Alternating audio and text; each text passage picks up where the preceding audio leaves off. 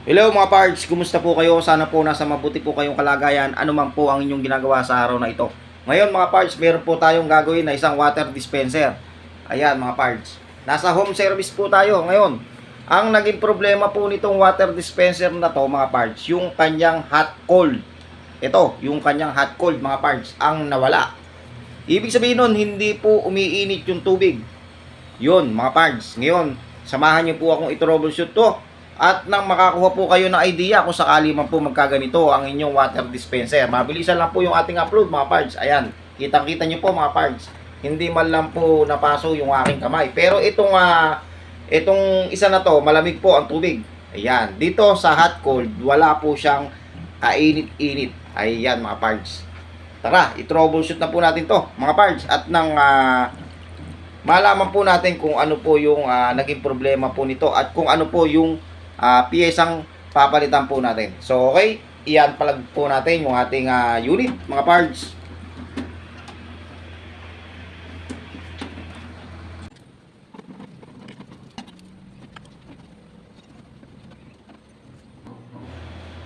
So, ayan mga parts, i-discharge na po natin yung natitirang tubig. Yan. Dito po ang kanyang drain. So, ayan mga parts, naubos na po yung tubig sa loob. So, okay. Marami po itong tubig, kundi 3 baso, 2 baso mahigit.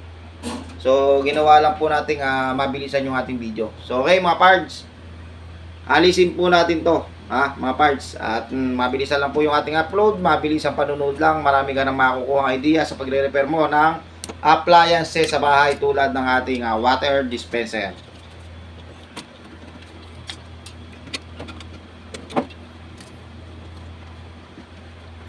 So, ayan mga parts, natanggal na po natin to mga parts at samahan niyo po akong i-troubleshoot to. Yan po tinanggal po natin na yan mga parts. Yan po yung tank heater. At ito naman po yung kanyang thermal switch. Ayan po mga parts. I-check din po natin yan ng ating multimeter. So, ayan mga parts, hinahanap ko lang po yung aking analog multimeter. So, okay. I-set po natin to sa continuity, mga parts. Yung ating multimeter. So, kinakailangan po, pagka po magte-test tayo ng thermal switch dito sa ating water dispenser, kinakailangan po meron pong continuity. Pag po tumunog, ibig sabihin nun, buo po yung kanyang thermal switch. So, okay mga parts, test po natin.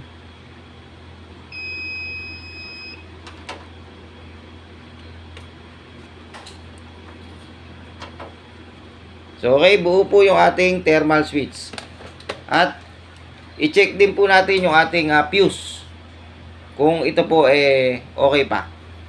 So, ngayon, ang susunod na step po natin, etong ating heater ng ating water dispenser, mga parts. Ayan. Okay, check po natin. Kinakailangan po mga parts, yung ating makukuha dito.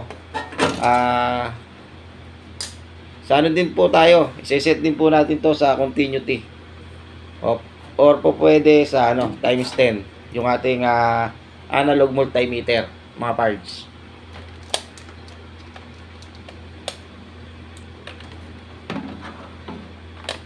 So ayan, nakaset po ito sa continuity, yung ating multimeter. So, pagka po tumunog, buo po yung ating heater tank ng ating water dispenser.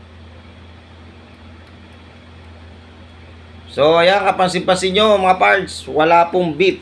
Ibig sabihin yan yung heater tank ng ating water dispenser ang may problema. Kaya po hindi po umiinit yung hot cold ng ating water dispenser.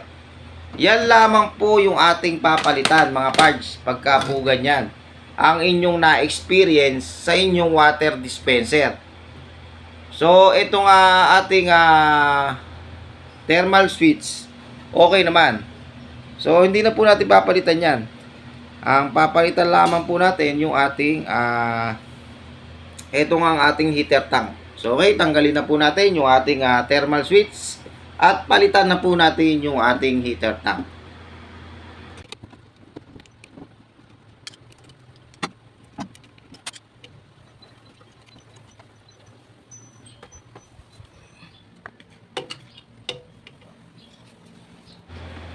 Ayan mga parts, ito po yung ating bagong heater tank ng ating ipapalit. So ayan, itetest ko po ito. Pansin-pansin nyo po mga parts, iba na po yung kabitan niya kumpara dito sa ating original na heater tank. So itong ating replacement, dito na yung kanyang kabitan sa gilid.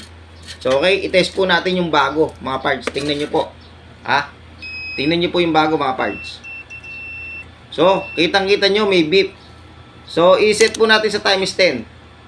Kailangan papalo po yung ating multimeter. Ayan, meron po tayong makukuhang resistance. Tingnan nyo po dito mga parts. Yung luma natin na heater tank. So, pansin-pansin nyo po, wala. So, okay. Dito, meron. So, ayan. Ito po yung ating ikakabit dito sa ating water dispenser. Sigurado po ako, sure na ito po iinit na ang ulo ng may-ari. Ay, so hindi pala.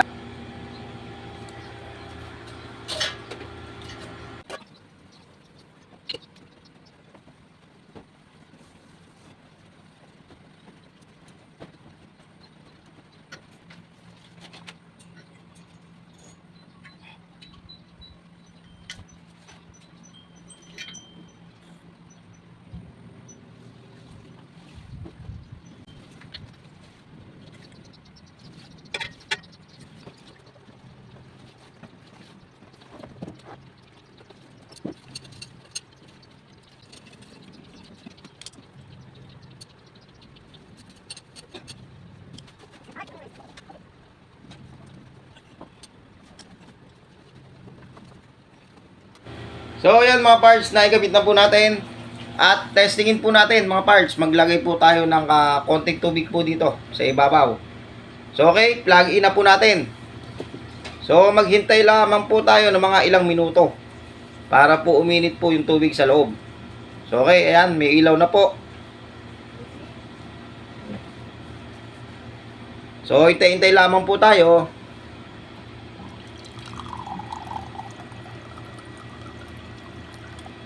So, okay, check po natin mga parts. Yun, umiinit na. Pero maghintay pa po tayo ng mga ilang minuto. Ayan mga parts. So, yung isang switch niya, ala na, sira na rin mga parts. Kumbaga, nakarekta na po ito. So, ayan, maandar po yung compressor. Dahil po doon sa isang ano natin, sa isang malamig na tubig. At ito, yung mainit na tubig lang po ang ating tetestingin. So, okay, tingnan po natin dito sa hot cold. Yun, mainit na mga parts. Sinasabi ko po sa inyo, yun lamang po yung ating papalitan pagka po nagka-problema po yung ating water dispenser na nawala po yung kanyang init ng tubig. Ayan mga parts, sana po nakakuha po kayo ng idea mga parts sa pagre-repair ng mga gamit nyo sa bahay. Marami pa po tayong i-upload na video mga parts. Kaya mag-subscribe na po kayo mga parts sa aking YouTube channel. So mabilisan lamang po yung ating mga ina-upload na video, yung mga mahalaga lamang po yung ating mga ipinapakita. So ayan mga parts, umiinit na. So okay, pwede na po tayong magkape niyan. So yan. Ayos mga parts. Suwabe-suwabe. Kung nakikita nyo, muusok-usok pa yung tubig. So okay mga parts, ganun lamang po. Marami po salamat sa inyong patuloy na panonood. At kung nakarating ka sa video na to, sigurado magagawa nyo na yung inyong water dispenser na ganito ang problema na ayaw uminit. So okay, ayos, ganito lang pala mga parts. So di ba, napakasimple lang. So ayan, hanggang sa muli. Maraming salamat at pagpalain po kayo ng Panginoong Diyos.